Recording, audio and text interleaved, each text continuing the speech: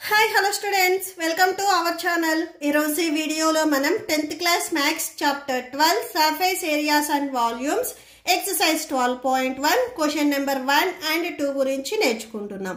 ఈ చాప్టర్ లో ఉన్న all exercises videos, example videos and ఈ చాప్టర్ ఇంట్రడక్షన్ వీడియో ఈ వీడియో లాస్ట్ లో మీకు ప్లేలిస్ట్ డిస్ప్లే అవుతుంది, చెక్ చేసుకోవచ్చు.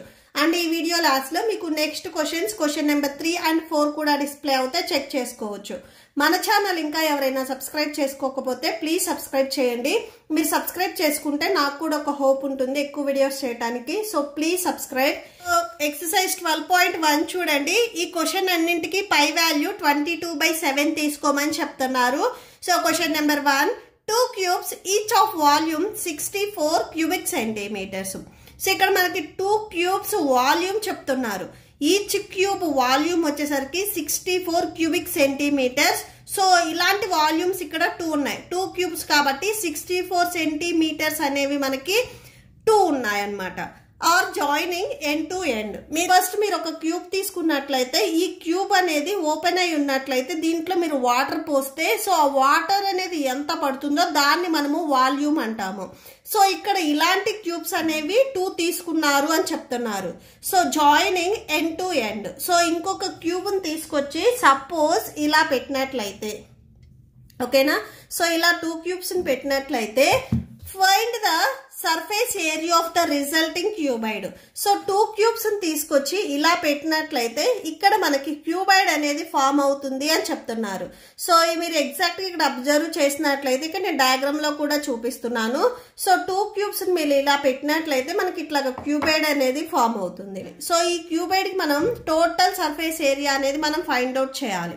ఓకే, సో సొల్యూషన్ చూడండి.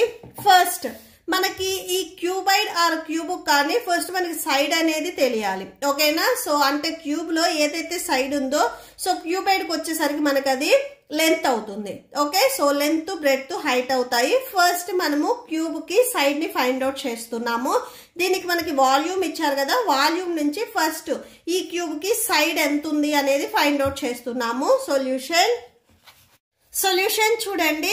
Volume of the cube. So cube volume ని మనము ఏ క్యూబ్ తో డినోట్ చేస్తాము. A cube equal to 64 cubic centimeters. ఇది మనకి గివెన్ క్వశ్చన్ లో ఇచ్చారు.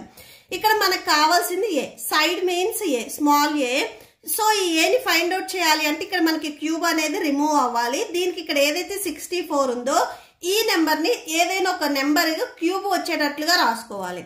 సో 4 cube, 4 ని మీరు 3 times మల్టిప్లై చేయండి. 4 4s 16, 16 4s 64 వస్తుంది. సో ఈ 64 ని నేను 4 cube గా రాసుకుంటున్నాను. నెక్స్ట్ ఇక్కడ ఏవైతే మీకు ఎక్స్పోనెంట్ లో వాల్యూస్ ఉన్నాయో సేమ్ వాల్యూస్ ఇవి రెండు క్యాన్సిల్ అయిపోయి ఏ వాల్యూ అనేది మనకి 4 వస్తుంది. So A equal to 4 centimeters. అంటే ఏదైతే మనకి ఇక్కడ క్యూబ్ ఉందో ఈ క్యూబ్ సైడ్ వచ్చేసరికి మనకి 4 centimeters అవుతుంది.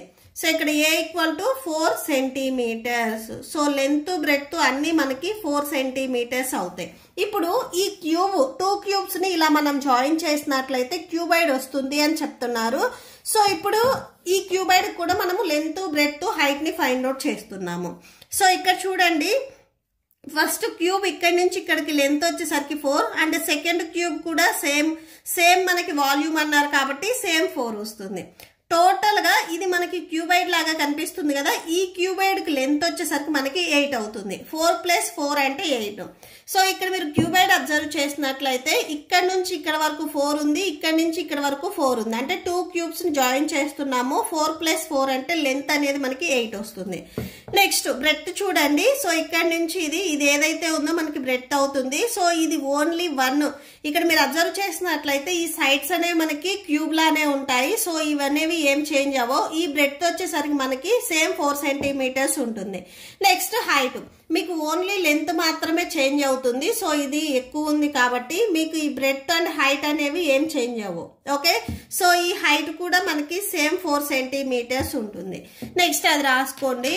సో చూడండి, 2 cubes are joined end to end, so it become a cuboid. So 2 cubes ని జాయిన్ చేస్తే మనకి క్యూబైడ్ వచ్చింది అని గివెన్ క్వశ్చన్ లో చెప్పారు. సో లెంత్ చూడండి, 4 + 4 మనకి 8 అవుతుంది. సో ఇక్కడ రాసుకోండి 4 + 4 8 centimeters. నెక్స్ట్ బ్రెడ్త్ వచ్చేసరికి మనకి సేమ్ 4 centimeters అండ్ హైట్ కూడా సేమ్ 4 centimeters. నెక్స్ట్ ఇక్కడ మనకి find the surface area of the resulting cuboid. So cuboid కి సర్ఫేస్ ఏరియా ఫైండ్ అవుట్ చేయమన్నారు. ఇక్కడ సర్ఫేస్ ఏరియా అంటే టోటల్ సర్ఫేస్ ఏరియా అనేది మనం గుర్తుపెట్టుకోవాలి. ఓకే, సో మీరు లాటరల్ సర్ఫేస్ ఏరియా కాదు, టోటల్ సర్ఫేస్ ఏరియా అనేది మనం గుర్తుపెట్టుకోవాలి. That equal to 2 into LB plus BH plus HL. Okay, so that equal to 2 into L value 8, next into B value 4 plus next B value 4 into H value 4. Next place H value 4 into L value 8. Okay, so that equal to bracket inside ఉన్నవి first multiply చేయండి. 8 4s 32 plus 4 4s 16 plus 8 4s 32. First ఈ bracket inside ఏవైతే values ఉన్నాయో ఇవి edition లో ఉన్నాయి కదా, add చేయండి. 32 plus 16 48, 48 plus 32 టోటల్ గా 80 వస్తుంది.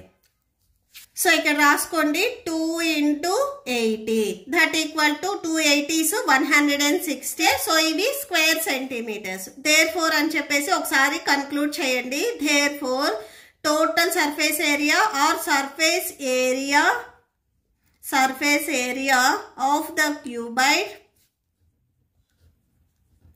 surface area of the cuboid 160 square centimeters. Okay, so that's it. Question number 2 చూడండి. A vessel is in the form of a hollow hemisphere mounted by a hollow cylinder. The diameter of the hemisphere is 14 centimeters and total height of the vessel is 13 centimeters. Find the inner surface area of the vessel. So first of all ఇక్కడ మనకి ఒక hollow hemisphere ఉంది అని చెప్తున్నారు. So ఇది hemisphere. Hemisphere కి వచ్చేసరికి మీకు ఏదైతే ఈ పైన పార్ట్ ఉందో ఈ పార్ట్ అనేది కర్వ్డ్ సర్ఫేస్ ఏరియా ఉంటుంది. అండ్ ఇది వచ్చేసరికి మనకి బేస్ వచ్చేసరికి సర్కిల్ లాగా ఉంటుంది. సేమ్ అలానే ఇక్కడ హోలో సిలిండర్ ఉంది అని చెప్తున్నారు. సిలిండర్ కూడా ఈ సైడ్స్ వచ్చేసరికి మనకి కర్వ్డ్ సర్ఫేస్ ఏరియా ఉంటుంది అండ్ టాప్ అండ్ బాటమ్ వచ్చేసరికి మనకి సర్కిల్ షేప్ లో ఉంటుంది. ఇక్కడ మనకి ఈ హెమిస్పియర్ కి డయామీటర్ అనేది ఇచ్చారు. హెమిస్పియర్ బేస్ వచ్చేసరికి మనకి సర్కిల్ షేప్ లో ఉంటుంది. సో ఈ లైన్ ఏదైతే ఉందో దీన్ని మనము డయామీటర్ అంటాము. ఈ డయామీటర్ వచ్చేసరికి మనకి 14 సెంటీమీటర్స్ అని చెప్తున్నారు. సో ఇక్కడ మెయిన్ ఏంటంటే ఆ వెజల్ అనేది సో డౌన్ లో వచ్చేసరికి మనకి ఇలా హెమిస్పియర్ ఉంది. సో దీనిపైన ఇలాగ మనకి సిలిండర్ షేప్ లో ఇలాగా వెజల్ అనేది ఫామ్ అయింది. టోటల్ గా ఈ వెజల్ బేస్ వచ్చేసరికి ఇలా కర్వ్డ్ షేప్ లో ఉంది అండ్ సైడ్స్ వచ్చేసరికి ఏదైతే మనకి సిలిండర్ కి కర్వ్డ్ సర్ఫేస్ ఏరియా ఉందో సో ఇలా ఉంటుంది అని చెప్తున్నారు. అండ్ ఇది వెజల్ కాబట్టి ఇక్కడ మనకి క్లోజ్ అయ్యి లేదు, ఓపెన్ అయి ఉంది అని చెప్తున్నారు. ఇక్కడ మనకి ఈ వెజల్ కి టోటల్ హైట్ అనేది ఇచ్చారు. సో అంటే ఇక్కడ ఏదైతే సిలిండర్ అండ్ హెమిస్పియర్ కలిపి ఉందో సో దీనికి టోటల్ హైట్ అనేది మనకి 13 సెంటీమీటర్స్ అని చెప్తున్నారు. సో మనం ఈ వెజల్ కి సో ఇన్సైడ్ వచ్చరికి మనకి సేమ్ కర్వ్డ్ షేప్ లో ఉంటుంది కాబట్టి సో కర్వ్డ్ సర్ఫేస్ ఏరియా అనేది ఫైండ్ అవుట్ చేయాలి. సో ఇది నేను బాటిల్ చూపిస్తున్నాను చూడండి. సో మీకు ఎగ్జాక్ట్ గా చెప్పాలి అంటే ఈ వెజల్ కి వచ్చరికి సేమ్ డౌన్ లో ఇట్లాగా మనకి హోలో హెమిస్పియర్ ఈ షేప్ లో ఉంది అని చెప్తున్నారు. సో అంటే ఇట్లాగా కర్వ్డ్ షేప్ లో ఉంది అండ్ సైడ్స్ వచ్చరికి సేమ్ ఇట్లాగా సిలిండర్ ఎలా అయితే ఉంటుందో కర్వ్డ్ సర్ఫేస్ ఏరియా సో అలా ఉంది. ఈ వెజల్ అనేది ఇలా ఓపెన్ అయి ఉంది అని చెప్తున్నారు. సో మనకి టోటల్ హైట్ అనేది ఇచ్చారు 13 సెంటీమీటర్స్ అని. మనం ఈ వెజల్ కి సో ఇన్నర్ సర్ఫేస్ ఏరియా అనేది ఫైండ్ అవుట్ చేయాలి. మీరు ఈ వెజల్ అబ్జర్వ్ చేసినట్లయితే దీనికి ఇన్సైడ్ కూడా సేమ్ మనకి అవుట్ సైడ్ ఎలా అయితే కర్వ్డ్ సర్ఫేస్ ఏరియా ఉందో సేమ్ అలానే ఉంది. అంటే ఇక్కడ టోటల్ మనకి 2 కర్వ్డ్ సర్ఫేస్ ఏరియాస్ ఉన్నాయి. సో ఈ బాటమ్ వచ్చేసరికి మనకి హెమిస్పియర్ కర్వ్డ్ సర్ఫేస్ ఏరియా ఉంది అండ్ ఈ సైడ్ వచ్చేసరికి మనకి సిలిండర్ కర్వ్డ్ సర్ఫేస్ ఏరియా ఉంది. ఓకేనా? సో ఫస్ట్ మనము ఈ ఫార్ములాస్ వేయాలి అంటే మనకి హెచ్ వాల్యూ అండ్ టోటల్ గా ఈ సిలిండర్ ఈ వెజల్ లో సిలిండర్ పార్ట్ ఉంది చూసారా. సో ఈ పార్ట్ అనేది సో ఇక్కడ నుంచి జస్ట్ ఇక్కడ వరకు. సో మీకు రియల్ గా ఎగ్జాంపుల్ చెప్పాలి అంటే ఈ సిలిండర్ పార్ట్ ఏదైతే ఉందో దీనికి హైట్ సపరేట్ గా ఫైండ్ అవుట్ చేసుకోవాలి. ఓకే, సో వాల్యూస్ ని ఫైండ్ అవుట్ చేసిన తర్వాత మనం ఫార్ములాలో సబ్స్టిట్యూట్ చేసుకుందాము. సో సొల్యూషన్ చూడండి. Here vessel is a combination of A hollow hemisphere and A hollow cylinder. So ఇక్కడ వెజల్ అనేది హెమిస్పియర్ అండ్ సిలిండర్. సో ఇవి రెండు కాంబినేషన్ లో ఉన్నాయి. ఫస్ట్ మనము హెమిస్పియరల్ పోర్షన్ రాసుకుందాము. సో ఇక్కడ మనకి హెమిస్పియర్ కి డయామీటర్ ఇచ్చారు. సో డయామీటర్ రాసుకోండి. డయామీటర్. సో ఇక్కడ మనకి హెమిస్పియర్ అండ్ సిలిండర్ 2 ఉన్నాయి కాబట్టి సో హెమిస్పియర్ పార్ట్స్ అన్ని మనము D1 R1 H1 ఇలా తీసుకుందాము. So diameter D1 equal to మనకి గివెన్ క్వశ్చన్ లో 14 సెంటీమీటర్స్ అని ఇచ్చారు. సో అది రాసేసుకోండి. డయామీటర్ అంటే ఈ ఎడ్జ్ నుంచి ఈ ఎడ్జ్ వరకు ఈ టోటల్ లెంత్ వచ్చేసరికి మనకి 14 అని చెప్తున్నారు. సో దీని నుంచి మనము రేడియస్ R1 రాస్తున్నాము. సో రేడియస్ మనకి ఎలా వస్తుంది, డయామీటర్ లో హాఫ్ పార్ట్ వచ్చేసరికి మనకి రేడియస్ అవుతుంది. సో ఇక్కడ డయామీటర్ 14 ఉంది, 14/2 చేయండి, 7 సెంటీమీటర్స్ వస్తుంది. సో అంటే మనకి రేడియస్ వచ్చేసరికి 7 సెంటీమీటర్స్ వచ్చింది. సో అది రాసేసుకోండి. ఓకే. సో రేడియస్ అంటే సర్కిల్ సెంటర్ పాయింట్ నుంచి సర్కిల్ మీదకి మనం ఎట్ సైడ్ లైన్ డ్రా చేసినా గానీ అది రేడియస్ అవుతుంది. సో అంటే ఇక్కడ మీరు ఎగ్జాక్ట్ గా డయాగ్రామ్ లో చూసినట్లయితే సో ఈ సెంటర్ పాయింట్ నుంచి ఇటు సైడ్ నేను ఒక లైన్ ని డ్రా చేస్తున్నాను. సో ఇది మనకి రేడియస్ అవుతుంది. Radius R1 equal to 7 centimetres. And next height చూడండి. Height H1 equal to same మనకు రేడియస్ ఏదైతే ఉందో అదే హైట్ అవుతుంది. సో ఏమి ఇక్కడ మీరు అబ్జర్వ్ చేసినట్లయితే సర్కిల్ సెంటర్ పాయింట్ నుంచి సర్కిల్ మీదకి మనం ఎట్ సైడ్ లైన్ డ్రా చేసినా కానీ అది రేడియస్ అవుతుంది. సో మీకు ఎప్పుడైనా కానీ హెమిస్పియర్ కి ఏదైతే రేడియస్ అవుతుందో అదే హైట్ అవుతుంది. సో ఈ సెంటర్ పాయింట్ నుంచి సర్కిల్ మీదకి, ఇది హాఫ్ సర్కిల్ కదా, సర్కిల్ మీదకి నేను ఇలా డ్రా చేస్తున్నాను, ఇది మనకి హెచ్ అవుతుంది. Okay. So height and R1, so height and radius మనకి హెమిస్పియర్ కి సేమ్ గా ఉంటాయి. So height H1 equal to 7 centimetres. Next so ఇది హెమిస్పియరల్ పోర్షన్. నెక్స్ట్ మనము సిలిండ్రికల్ పోర్షన్ రాసుకుందాము. సో చూడండి, సిలిండ్రికల్ పోర్షన్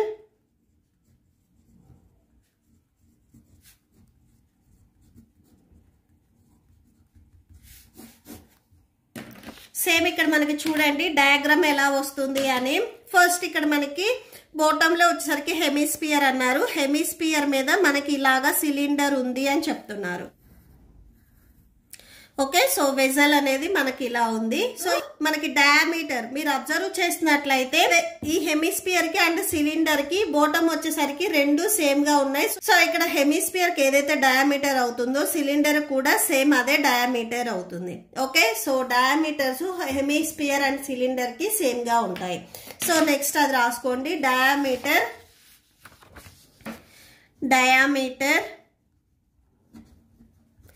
D2. సో ఇక్కడ మనము సిలిండ్రికల్ ఏవైతే పార్ట్స్ ఉన్నాయో సో దీనికి వచ్చినవన్నీ D2 R2 H2 అని తీసుకుందాము. D2 equal to 14 centimetres.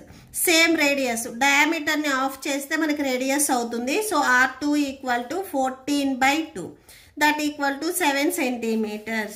So R2 equal to 7 centimeters అవుతుంది. నెక్స్ట్ హైట్ మనకి ఇక్కడ సిలిండర్ కి వచ్చేసరికి రేడియస్ అండ్ హైట్ వచ్చేసరికి సేమ్ గా ఏమి ఉండవు. సో సిలిండర్ హైట్ ఎలా వస్తుంది అనేది చూడండి. Height of the cylinder H2 equal to ఇక్కడ మనకి వెజల్ వచ్చేసరికి హెమిస్పియర్ అండ్ సిలిండ్రికల్ రెండు కంబైన్డ్ గా ఉన్నాయి. సో ఈ రెండిటికి కంబైన్డ్ గా మనకు ఒక హైట్ ఇచ్చారు, అదే మనకి వెజల్ హైట్ గివెన్ క్వశ్చన్ లో ఇచ్చారు, అది రాసుకోండి. Height of the vessel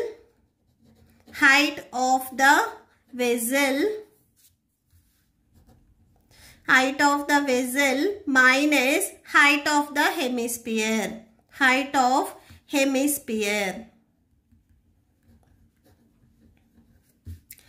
so height of the vessel వచ్చేసరికి మనకి గివెన్ క్వశ్చన్ లో 13 సెంటీమీటర్స్ ఇచ్చారు. And height of the hemisphere height మనం ఇక్కడ రాసుకున్నాం చూడండి.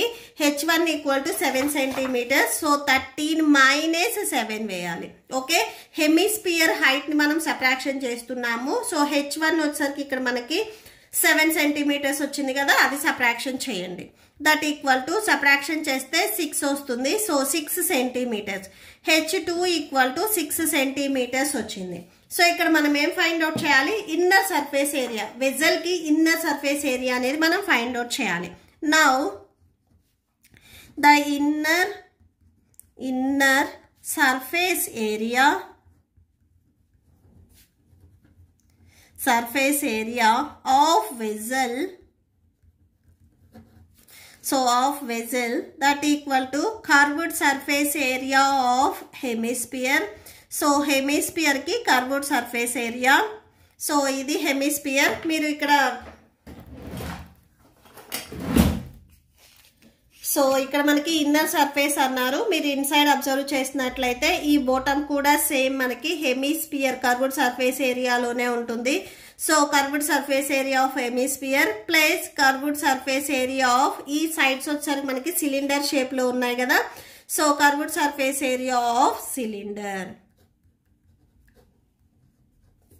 Okay, so that equal to curved surface area of hemisphere.